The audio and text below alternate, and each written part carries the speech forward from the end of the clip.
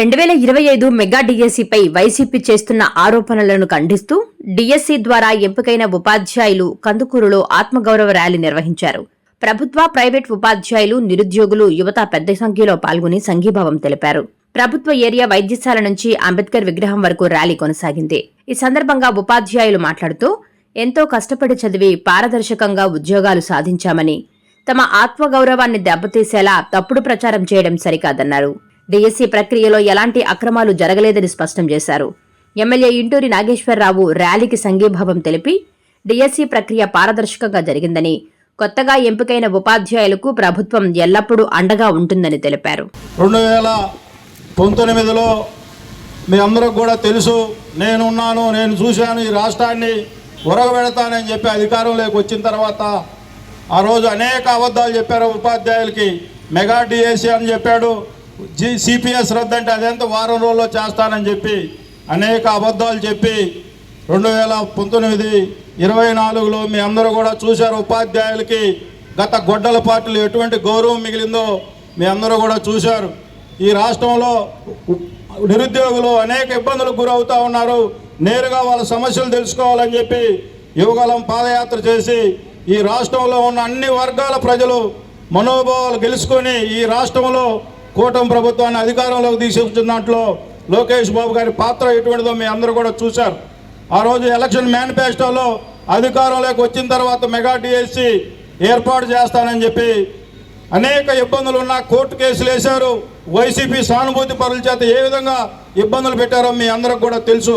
అవన్నింటినీ కూడా ఎదుర్కొని 16,300 మందికి ఈ రాష్ట్రంలో ఒక మెగా డిఎస్సిని ఏర్పాటు చేసిన గౌరవ యువ నాయకుడు, మా భవిష్యత్తు నాయకుడు లోకేష్ బాబు గారికి ఈ నియోజకవర్గంలో డిఎస్సి క్వాలిఫై అయిన వాళ్ళందరి తరఫున, ఉపాధ్యాయుల తరఫున ఉదయపూర్వక అభినందనలు తెలియజేసుకుంటాం.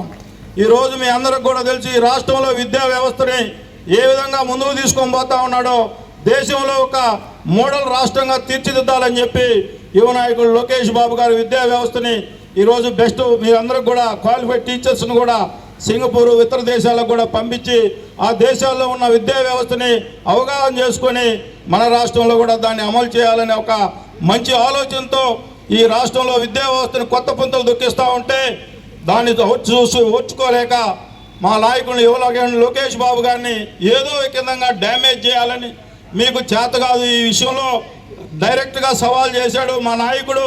డిఎస్సిలో ఎలాంటి అక్రమాలు జరిగినా వైసీపీ గొడ్డల పార్టీ నాయకుడిని ఎక్కడైనా బహిరంగ చర్చకు రమ్మంటే అది చేత కాకుండా నియోజకవర్గాల్లో రిలే నిరాధ్యక్షులు పార్టీ నాయకులను పెట్టుకొని రిలే నిరాధ్యక్షులను నవ్వుకుంటా ఉన్నారు ఈ రాష్ట్ర ప్రజలందరూ కూడా.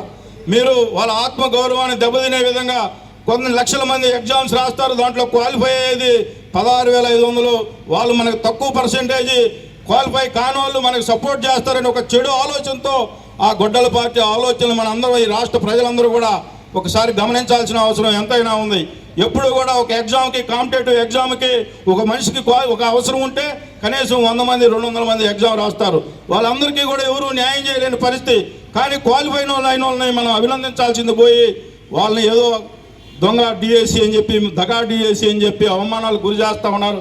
తప్పకుండా ఉపాధ్యాయుల జోలికి వస్తే 2024లో నీకు ఏ విధంగా బుద్ధి చెప్పారో ఈ రాష్ట్రంలో ఉపాధ్యాయులు ఈరోజు మేమందరం కూడా శాసనసభ్యులు అయ్యామంటే ఉపాధ్యాయుల పాత్ర మర్చిపోలేదు. వాళ్ళు అనేక ఇబ్బందులకు గురి చేశావు. వాళ్ళ పాపం నీకు తగిలే రోజు 11 సీట్లు పరిమితమయ్యావు. ఇందాక సోదరు చెబుతా ఉంది, ఈ గొడ్డల పార్టీ ఈ 2025 డిఎస్సిని ఇదే విధంగా దొంగ ప్రచారం చేస్తే రేపు 11 సీట్లు కూడా వచ్చే పరిస్థితి లేదు మీకు. మీరు ఎప్పుడు చేసినా అబద్ధాలు ప్రచారం చేయాలి. ఈ రాష్ట్రంలో ఏదో ఒక అశాంతిని చేర్చాలి, లేకపోతే మతాల మధ్య తగాదాలు పెట్టాలి, కులాల మధ్య తగాదాలు పెట్టాలి, ప్రాంతాల మధ్య తగాదాలు పెట్టి మీరు అధికారంలోకి రావాలనుకునే ఆలోచన మీకు ఇది మంచి పద్ధతి కాదు. ఈ రాష్ట్రంలో విఘ్నులైన ప్రజలు, ఆంధ్రప్రదేశ్ ప్రజలు చాలా తెలివికల్లో తప్పకుండా మీకు తగిన గుణపాఠం చెప్తారని చెప్పి ఈరోజు ఆర్థికంగా అనేక ఇబ్బందులు ఉన్నాయి ఈ రాష్ట్రంలో. సిపిఎస్ మీకు ఏ విధంగా ఈ రాష్ట్ర ప్రభుత్వం చెప్పింది చెప్పినట్లుగా చేసే ప్రభుత్వం ఈ కూటమి ప్రభుత్వం. మళ్ళా 2026లో మళ్ళా డిఎస్సి వేస్తానని చెప్పి మీ అందరికి కూడా చెప్తా ఉన్నాడంటే మీ రోజు మీ అందరూ కూడా ఉపాధ్యాయ సోదరులు అందరూ కూడా ఇంకా క్వాలిఫై కావాల్సిన అభ్యర్థులకు కూడా రాబోయే ప్రతి సంవత్సరం లోకేష్ బాబు గారి నాయకత్వంలో ఈ రాష్ట్రంలో యువతకు ఉపాధి అవకాశాలు కల్పించాలనే లక్ష్యంతో లోకేష్ బాబు గారు పనిచేస్తున్నారు. తప్పకుండా ఈ రాష్ట్రం అభివృద్ధి వైపు తీసుకొని పోయే దాంట్లో ఆయన ప్రతి అడుగులో మేమందరం కూడా ఉండాలి, మీరందరూ కూడా ఉండాలని చెప్పి కోరుకుంటూ ఈరోజు మీ అందరూ కూడా ఒక చిన్న విన్నపం చేస్తూ ఉన్నా. గత ప్రభుత్వంలో కౌన్సిలింగ్ విధానంలో ఎటువంటి వందల జీవోలు వేల జీవోలు ఏ విధంగా ఇచ్చారు, ఈరోజు ఎంత పారదర్శకంగా కౌన్సిల్ జరుగుతూ ఉందో మీ ఉపాధ్యాయ సోదరులను నేను ఈ సందర్భంగా అడుగుతా ఉన్నా. మాకు డిఎస్సి లేదు, ఒక ఉద్యోగం లేదు. సచివాలయంలో ఉద్యోగాలు ఇచ్చారు, అందులో పారదర్శకత ఎక్కడ ఉంది సార్? ట్రాన్స్పరెన్సీ లేదు. మా ఊర్లో నాదే అంటే క్వాలిఫికేషన్ ఎక్కువ సార్, కానీ నాకు అక్కడ అయితే జాబ్ రాలేదు సార్. తర్వాత అనిపించింది కూటమి ప్రభుత్వం రావాలి, అప్పుడు మాకు డిఎస్సి జాబులు వస్తాయి అని అనిపించింది సార్. డిఎస్సి అంటే బాబు గారు అంటే డిఎస్సి అని అప్పుడు అర్థమైంది సార్ మాకు. ఇదంతా వచ్చిన తర్వాత కూడా ఈ గొడ్డలి పార్టీ తన స్వార్థం కోసం ఏం చేస్తుంది? 11 సీట్లు వచ్చాయి సార్. ఈసారి అవి కూడా రావు సార్, రాసి పెట్టుకోమనండి. ఎందుకంటే ఒక టీచర్ యొక్క ఆత్మగౌరవాన్ని నువ్వు దెబ్బతీస్తున్నావు కాబట్టి నీకు నెక్స్ట్ ఆ గొడ్డలి పార్టీ అనేది ఉండదు సార్.